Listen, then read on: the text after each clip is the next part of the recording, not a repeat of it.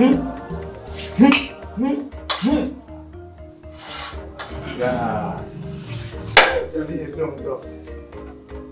il y a mon dos qui est il y a un secret trop. Il m'a de fion de cas.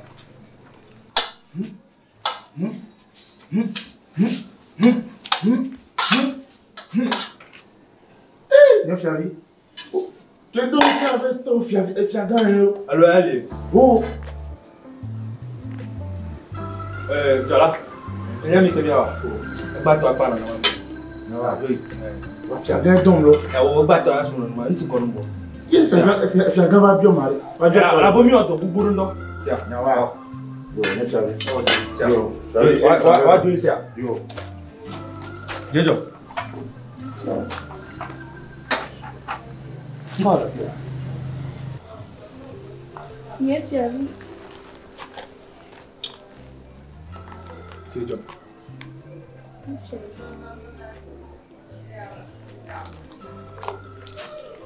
Conclue, madame. Yes, Fia. Je m'attends pour Jejo, me devez conclure. Fona me le pont le Fia Srɔ amari. On nous l'a dit na malgré. Mon long no wu nye klo wa ndo cha. Ami go bi machine. Mon long no wu. Yes, Fia. On te nye bena. Les miens Fia douci amia. Uluvio me do kade de ple Fia pour me. Mo le tutu no bena mo nye kluvi o Jejo. Uluvio me nye Fia. Me ke glo no bele nye kluvi. Jejo. Me ke glo no bele nye kluvi. Uluvio me nye. Mo nye kluvi o. Esia. Yes, Fia me de. Jejo. Ah. Emi fufuru yo. Ame fufuru yo. Emi di ame yo. Mi ke mi abeto nue. Zekoti ame la gbana mi ya. Mi ame yo, mi ame peuple yo le kia. Mi medo mokoko chame liu. Kaka maglo chame mi ateba no Fia Srɔ mo.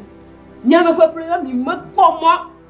Abe yo de Fia Srɔ mo toreko. E vignolo ameredo male mi yo mi adomo. Mi sea.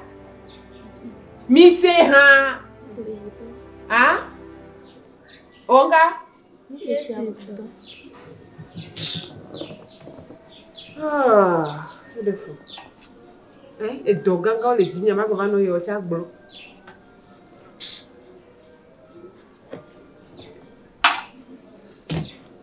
Tia bien ma. Vigne loloa. Va.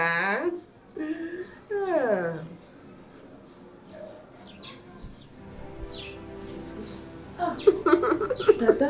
Oh, nani là. Let's go. Nkaga on ha.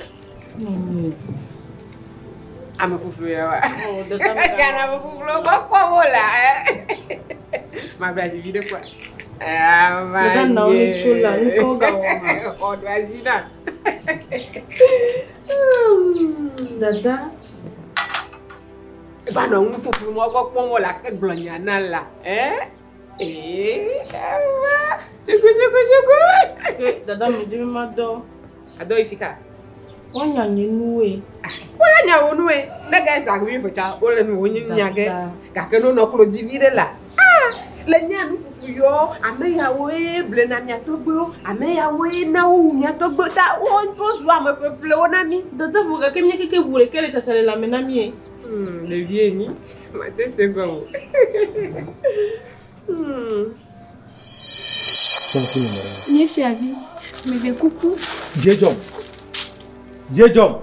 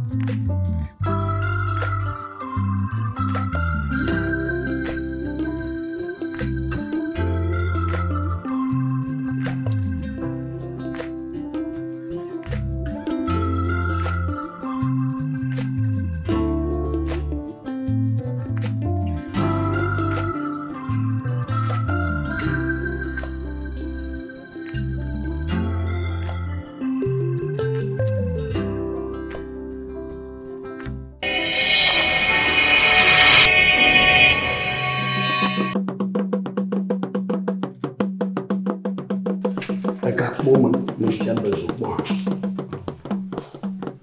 D'accord. Camion. Ya. Nyawo so. Yo. On dit à globe me forme la baji. On me forme de toujours tap. Nya globe nya miro ba chu nya ha kwa. E me jibe ma amakle mi. Le nya senya nye. Aha. Le ko bo chu Togbui bo. Togbui de mona be mate de non wi ko be akono ni. Oh. Ayanye ma. Oh, tu. Ayamenyo. Kaka ah. Asunyu we ya ni no po. Me abi wu no e kwa. Ya me be kono wa. Eyen ma yi tukara. Ani gba ya ko ko mu me na. Wa de no be la ko lu ja ba pe no la ko me. Kaka no mu we nye. Outre china. E ko be e hele be be nye we. Jo yi heme o nye be Togbui o dasi quoi. Oh, vraiment on a réclamé dans la famille. Mais laisse-moi o blé, o sève, o duka, o koso de na réclamé dans la tête, na réclamé dans. Ah, après non, on va te voir. Il y a vraiment maintenant de te poison. Ah, Tamio, ama globe. Oh, e che deve venire a me, guarda amico. Bellissimo. Nena mona. Io mamma, mi togliere. Io sai che fammi matti de cadeau. Ciao, cagno. Ecco, appena Che di gioco voglio oh, bientôt que non, j'ai vivi l'odore. Tapi ntanya ngam chu kwa nyare no na nyasi ke bi kono je do bi don ku gbere gbere ni na a tegbe ya nya be gbere gbere ni ba ya tegbe ya bi chasa bi bola ka maro fianya o kati to de ka ko mi po nya be nya soro no akobe o pa gbere le joji le fufu to fra do yo soro ya tegbe ya wu na ba yo apo de ya kati to ni ko bo e di mi do ku ni no Fia Srɔ kawo.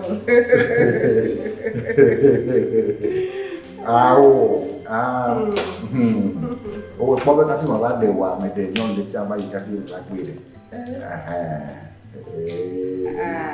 ye bro mi le e po be to ni no asita ji ka fi me ba ko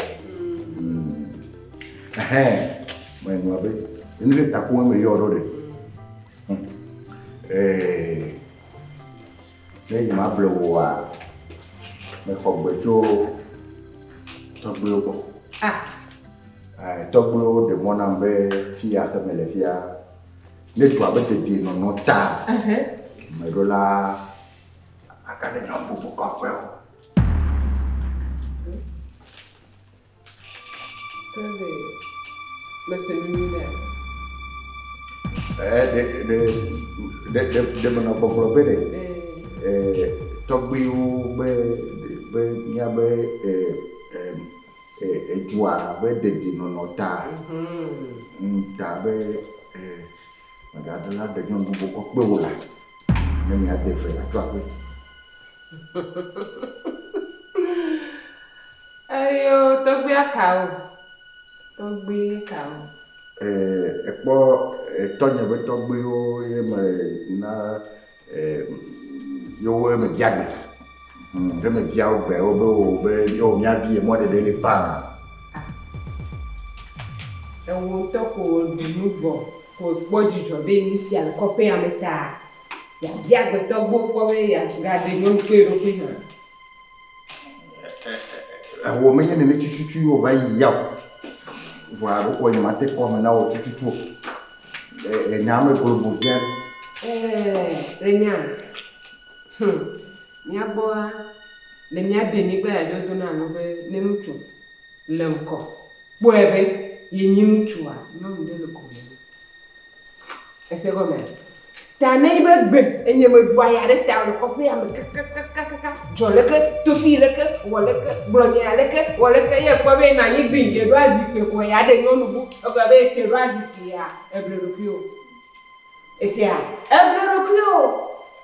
Maji me gbedu kaka gleje kwa nkama o ma de no nukui imbroglio ma chesi obenye pile ya ekwe wonene ya imbroglio alo menye wo sofo kakekpekpe gbejea ketekle abado blosikene ya ma dia fie benye ka masutere nyamebea Togbui ya na ubi Togbui ado ka figurene awu ibo Togbui ado awu ji Togbui ado ni to Togbui awu mo ko gbe Togbui na konyi eti asono agbere na be nya ya leke igbere nya be chu ina la mko ele fufu ma jo acholo le fi asaya mo ma jo acholo le fi asaya mo ndeko anyira jo Togbui aka English go Togbui ado alo French go Togbui ado la bi na nyento be ye gbe ni nyento masi agbasi bi ore machu ehunwa osofo machui ina perifia ne ke nya gbe Togbui ne na agbete be oi mama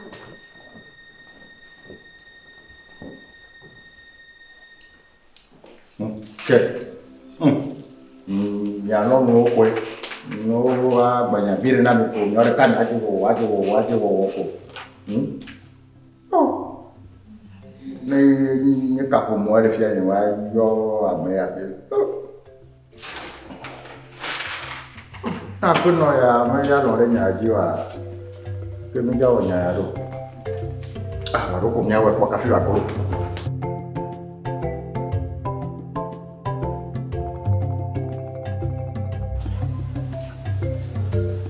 ela dogbele wo kola hon kun so dari ono mo da no ola gbebe mi le jada Bon bazuno.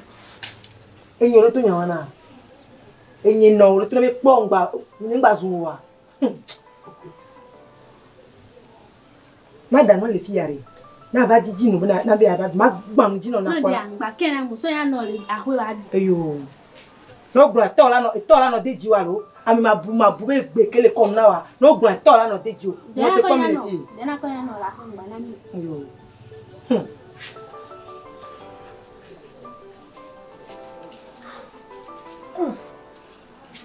Não tem como ele ser, tu tô a patar. Caga Jojo, e o madame viare, hein? Oh. Ne viu ale do haba me gbe na ne noa o ke ni Victor la gbenya na viu a o la no do di o po gbe kebe le do na ma o mi le ho me le se a O ni ble o meti o de o po e kase kan ko adag inu Holali o chebe kan no fo na no eh E do na papa o be na do pare ta no me mo ni aro bo Israel da si anyo e ya buole to e ya nyo ko be fonde be yi Togbui bore o gbo ba ko ya nyo ko mi le gira pas ke ya ono re Togbui bo ba nyam ka jo egbe Togbui yo ni ple chami fuseni yo ba cho en ro dare nku me na mi beleke be nene Togbui o ro me godunu la o de fiabe ye la ga desron evelia ni nebe sron velia le dia monu popo nyero nyina mi lama ni agi de Togbui olaria ati desron de Togbui ja po niveau ayin gba o kesi donu nudo e ko viavo yen to ja ke le fie ma tin Togbui so yen to ma be ibo wanyu holali nko si ore zuro de gami me ya sro to enyo be kamade be kanyi sro nyo oh bo le kope si ame a le son to pata do me na o to so ku dare po a enye gba le sosoji pomda po ma de fia na poda be na de fia ma so be no pata zuro ma se la me nyele jira ro ta lele zuro ma se mu cho idije ele nyabe pe ko no anu lege e fia me ya de nyonu ye jifi po de Togbui la fe e ko me be nyonu vi ke me nyanchu po ye Togbui ya de e weyi e jivio za ejidera na nchulo boy mi ele to gbora le gami ka me onye ba de o to pon ne me de hala me no to ko me ga de o ma to ma ni to be pon ko wala ka ne ele Lejo. ele ka ne ba de pa fi to pour le jo le bo bele ya gbo mo no popo re onye no be to gbe ne de o ti alo Enya. ewo Papa, anya ngba ni de tu bila ko. be ga de tu gba fo be ya be go me be ka wo ma no le cope ya me ha be ga de tu gba ya be go me be ka wo ma no tu le ke mi ave we e ngbo me da de via gbo no tro la ho mi fi we bo mo e to la gbe ma se o e to mi do ya mi ave we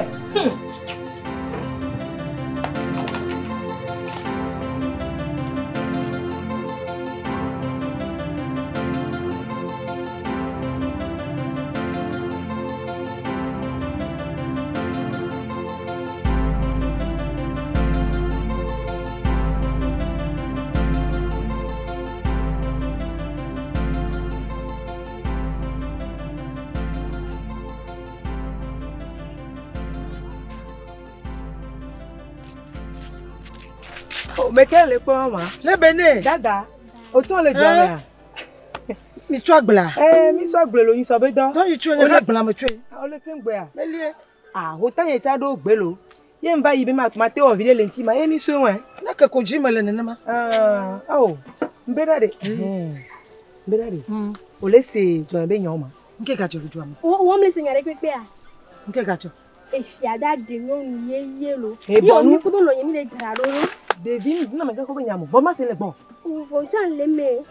o se yan ke fi da de no je re yan ye e be jara ro ti pom le ya wa ka o jade o be yan de pepe nya ga yo e so to hale ma e so to e ti so gbe la te nya nu so ajo a ho yan no ko ma be die o wa me o wa Ye me jo no fi wa gba ju fe de si. so ya bon o de bi tu ki ya nya ka gbe bi o han yin sro nya gbon o ta wa sro wa ele so so ji ni we nya to nya to po mo ga nde ke mo nta le ji se fun me ni ma du fi obega ma ko ti ba yin gban o ta me le ji wo le ni abe la fi no ablon ko ne nya ma chi wa ba to ten to ku ti ale mo ya ji a e ma chi wa ba to ten ro fia ma dire be nya yo la ma dire be nya ka dire mo me le plo wa nya ka ta mi fia ji egbogbo nya na ji jojo nya da si ti na me da si ti na me mo wala de vigne la oh my god chi ma pa ga ka me ga bobo aleji ga ka mo gododo ale Obi wala na mi anya.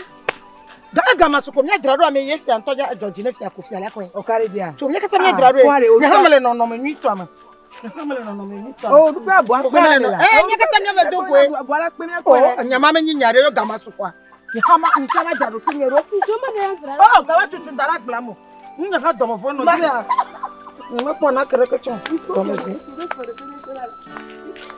mo pa kere da na de fia cho nya ma na e we na ba de fia ka bli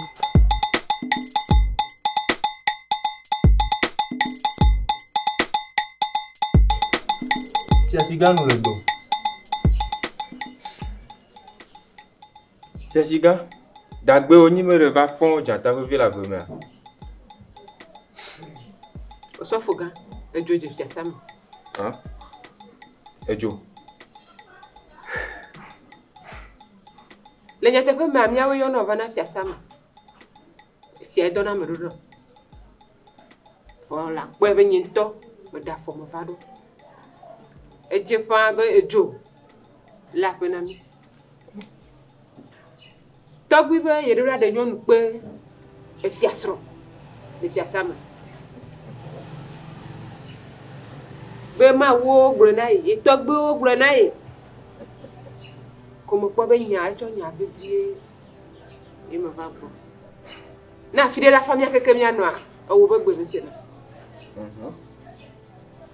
Ta mo cho nya va no be e ya ma jojo, ma ve mu, ma jo gbere na gbre ni. D'abord, vous devez nous dire pour nous les bon là. Jessica, moi c'est encore. Vraiment, où vous m'avez mis un peu de temps. Togbui de nous ma fille en beaucoup. A fille en bas.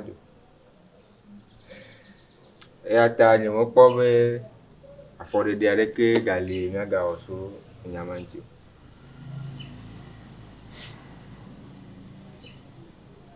Hunoga, et tu fais belle ou le béyao. Kenye Fia Srɔ me hiawa. E blendare. Ma wole. Ma wo fonafo. Gakede nu yo ke mo no tapo a la te bro fa me oh Fia Srɔ me le me gbedo me no. Ta se de kake. Dam. Fia si. Moto. Me do ta platie. Ye mate ma dare Togbui bo se dio. E me chuma pa encore. On to kwale ye Fia sa le bevere na. Kwale ye mi akata mi le bevere na. Je crois akata le bevere na. Mate ma dare Togbui bo se dio. Hunoga? Yes, no.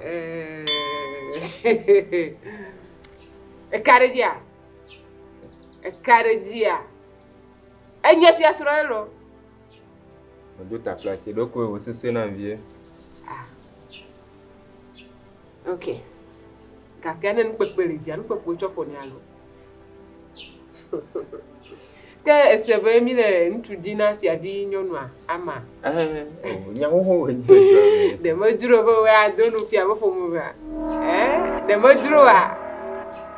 Wa ma tema de Fia via. Hunoga. Ponu tu tata ni. Fia si. On to akpogo mo nyinu ko le Fia vi de mera. E Fia ba nyi gba gangan o. Ora kon fu mo do. E we so Fia ba to vie. Alors de me carré dinya. Bon lo ga de Fia via. Oh Fia si no, anu gero na me. Bueti. Wa cha. Bueti. O ga kere e Fia le ke no pe mi o lo. Fifi le ba. Kwa harina Togbui. Apo de. Na kwa harina. To sene. Fa. Wa ngba ko.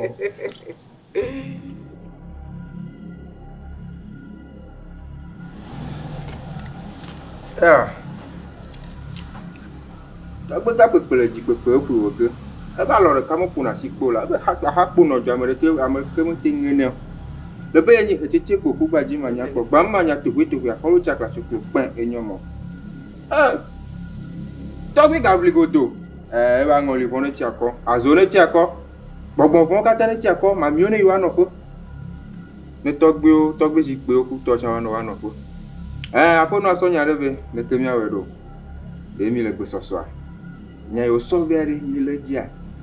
Alo to. O le ji. O le ji.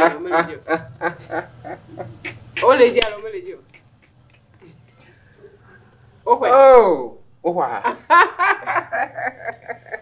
Wa ga bon. Togbui la se Fia vi ko ba wa ha. Togbui wa ha. O wa ha. Boti a poro ni gba plo. Nyani be Fia Srɔ mo fona nwi o dana rejo. Ta. Egbe. Nya chite. Ne ma nya be le megbedo nye me cho ma ba glo nya buwa. Nto ma klo Fia gbo.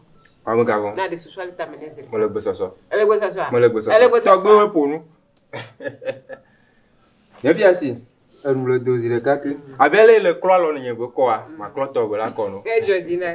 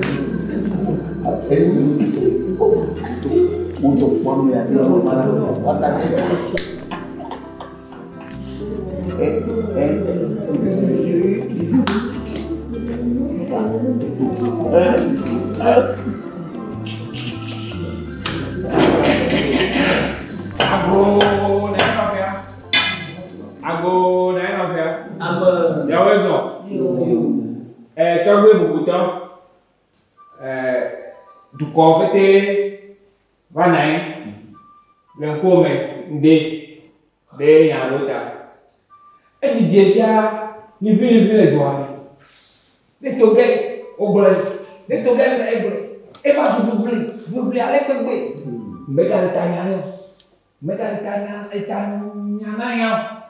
ye tu ko wa do tebe wa ba ko bi be yo sebe nene to gbe bu to be ya ga de eso de ya wa yo menga enyo wa ka to bolo o su do bule apenye me dia tu ka me ma da si so yo to bu de gbe e finye no dia to bu de gbe mais non, vous savez, mais quand il y a un dans tout compétit, on va naître, les gars, puis on va se mais dans le cas, les yodo, l'eau, il y a pas de dire l'eau. Allô, mon gars, il y a un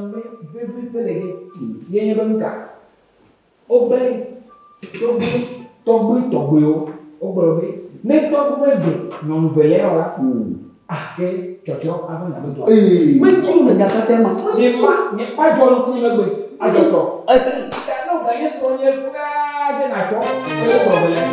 Va, on a fait un peu de l'eau. On ne va pas. Il y a un fait. Et du Jovan, de l'eau. C'est quoi déjà? Yo, après la Chami. Sebenarnya kalau nyanyi mana mana aku mau balawe, rumah nak kebi mau tu na asidemu. Yo mau kita, mau dah berbeda, kaya macam mana?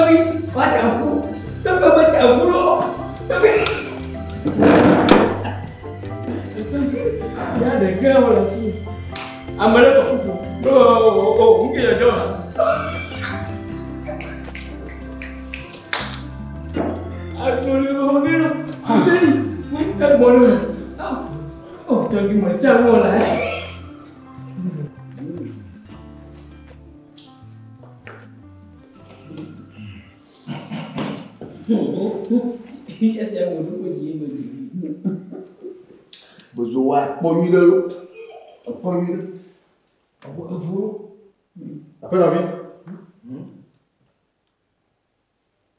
Oh, pulang ni.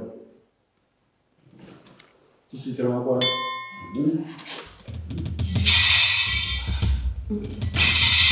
Oh, nggak apa.